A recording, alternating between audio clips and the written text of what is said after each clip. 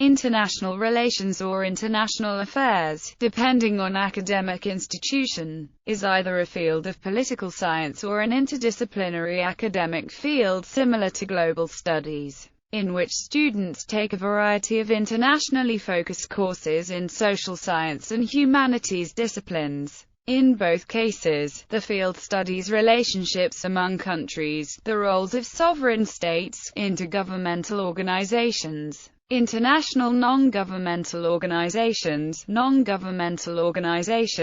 multinational corporations. International relations is an academic and a public policy field, and so can be positive and normative, because it analyzes and formulates the foreign policy of a given state. As political activity, international relations dates from the time of the Greek historian Thucydides, and, in the early 20th century, became a discrete academic field within political science. In practice, international relations and international affairs forms a separate academic program or field from political science, and the courses taught therein are highly interdisciplinary. For example, international relations draws from the fields of technology and engineering, economics, history, and international law, philosophy, geography, social work, sociology, anthropology, criminology, psychology, gender studies, culturology,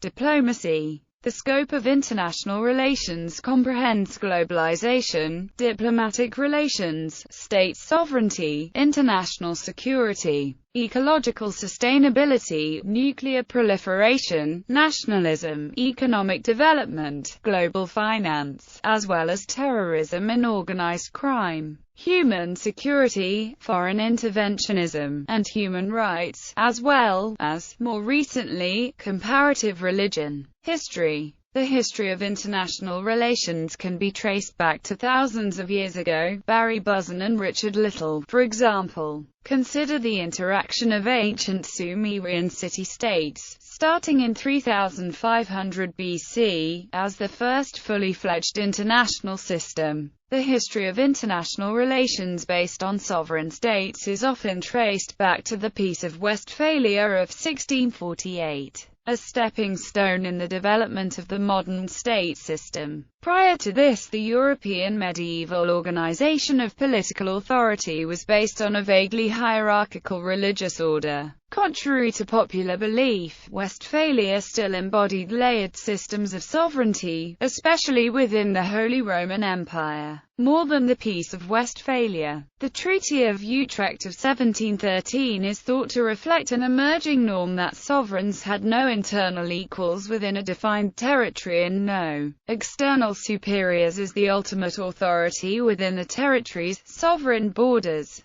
The centuries of roughly 1500 to 1789 saw the rise of the independent, sovereign states, the institutionalization of diplomacy and armies. The French Revolution added to this the new idea that not princes or an oligarchy, but the citizenry of a state, defined as the nation, should be defined as sovereign. Such a state in which the nation is sovereign would thence be termed a nation-state. The term republic increasingly became its synonym. An alternative model of the nation-state was developed in reaction to the French republican concept by the Germans and others, who instead of giving the citizenry sovereignty, kept the princes and nobility, but defined nation-statehood in ethnic-linguistic terms, establishing the rarely if ever fulfilled ideal that all people speaking one language should belong to one state only. The same claim to sovereignty was made for both forms of nation-state.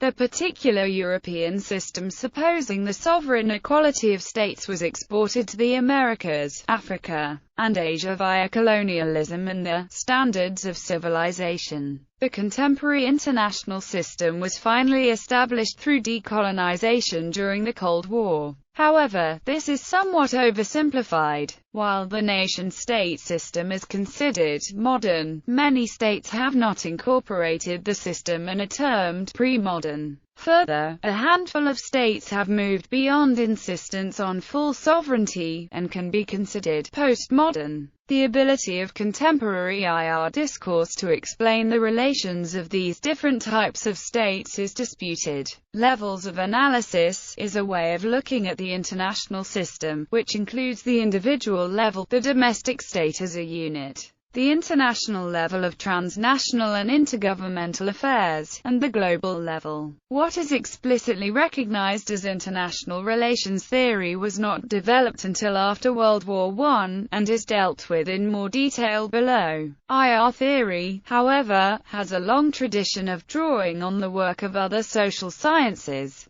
The use of capitalizations of the I and R in international relations aims to distinguish the academic discipline of international relations from the phenomena of international relations. Many cite Sun Tzu use the art of war, Thucydides' history of the Peloponnesian War, Chanakya's Arthashastra, as the inspiration for realist theory, with Hobbes' Leviathan and Machiavelli's The Prince providing further elaboration. Similarly, liberalism draws upon the work of Kant and Rousseau, with the work of the former often being cited as the first elaboration of democratic peace theory. Though contemporary human rights is considerably different from the type of rights envisioned under natural law, Francisco de Vitoria, Hugo Grotius and John Locke offered the first accounts of universal entitlement to certain rights on the basis of common humanity. In the 20th century, in addition to contemporary theories of liberal internationalism, Marxism has been a foundation of international relations.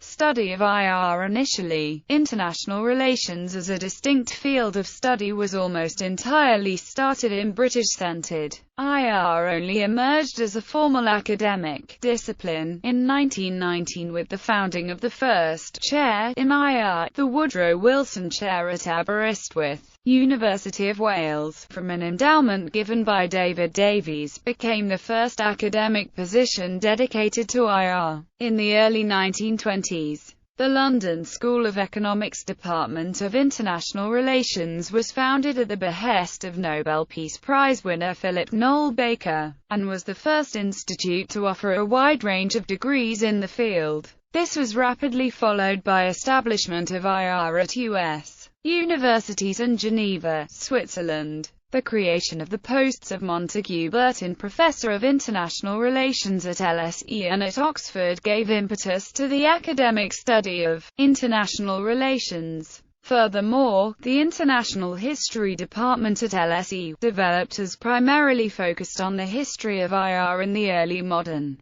colonial and Cold War periods. The first university entirely dedicated to the study of IR was the Graduate Institute of International Studies, which was founded in 1927 to form diplomats associated to the League of Nations, established in Geneva some years before. The Graduate Institute of International Studies offered one of the first Ph.D. degrees in international relations. Georgetown University's Edmund A. Walsh School of Foreign Service is the oldest international relations faculty in the United States, founded in 1919. The Committee on International Relations at the University of Chicago was the first to offer a graduate degree, in 1928. In 1965, Glendon College and the Norman Paterson School of International Affairs were the first institutions in Canada to offer an undergraduate and a graduate program in international studies and affairs,